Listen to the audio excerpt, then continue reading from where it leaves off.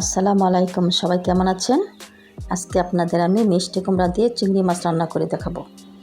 খুবই সহজভাবে সামান্য কিছু উপকরণ দিয়ে আশা করছি আপনাদের কাছে খুবই ভালো লাগবে। দেখতে পাচ্ছেন এখানে আমি বিশাল সাইজের একটা মিষ্টি কুমড়া নিয়েছি। মিষ্টি কুমড়াটা খুব ভালো করে কেটে ধুয়ে পরিষ্কার করে টুকরো টুকরো করে কেটে নিয়েছি।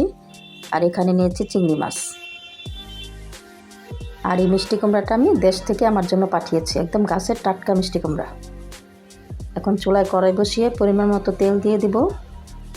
তেলটা যখন হালকা গরম হয়ে আসবে দিয়ে দেবো এখানে আমি পেঁয়াজ কুচি, বড় সাইজের একটা পেঁয়াজ কুচি, আর দিয়ে দেবো 5-6টা কাঁচামরিচ মাঝখান দিয়ে চিড়ে দেব। দিয়ে কিছুক্ষণ তেলের সাথে পেঁয়াজ আর কাঁচামরিচ ভেজে নেব।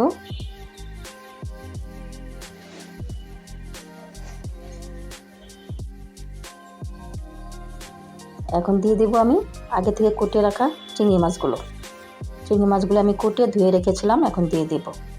দিয়ে একটু নেড়ে চেড়ে তেলের সাথে ভেজে নেব।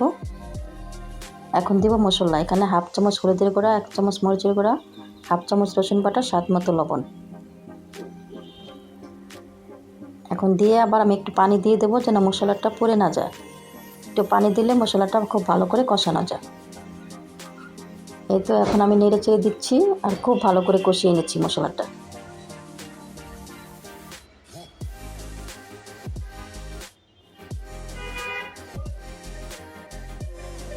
খুব ভালো করে কষিয়ে নিয়েছি। এখন আমি আগের থেকে কেটে ধুয়ে রাখা মিষ্টি কুমড়াগুলি দিয়ে দেবো।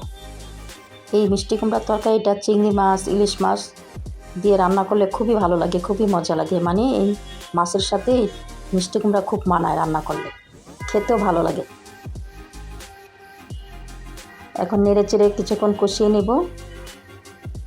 এই তো ঢাকনা দিয়ে ঢেকে দিয়েছি। এভাবে করে আমি হালকা সিদ্ধ করে নিব, পরে আমি জল দিব। এই তো নেড়ে চেড়ে কিছুক্ষণ হাফ সিদ্ধ করে নিচ্ছি।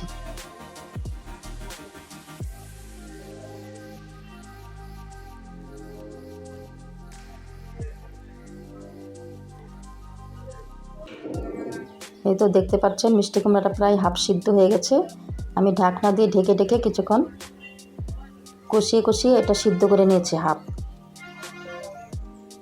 এই তো হাফ সিদ্ধ হয়ে গেছে। এখন আমি দিয়ে দিব ঝোল, বেশি ঝোল দিব না, এই তো তরকারির সমান সমান থাকবে। 2 কাপ পানি দিয়ে দিব। দিয়ে আবার একটু নেড়ে চেড়ে দিব। অপেক্ষা করব বলক আসা পর্যন্ত। এই তো তরকারিতে বলক চলে আসে দেখতে পাচ্ছেন। কিছুক্ষণ জাল করে এখন আমি দিয়ে দেব ধনিয়া পাতা। এই তো তৈরি হয়ে গেল আমার মিষ্টি কুমড়া দিয়ে চিংড়ি মাছের তরকারি।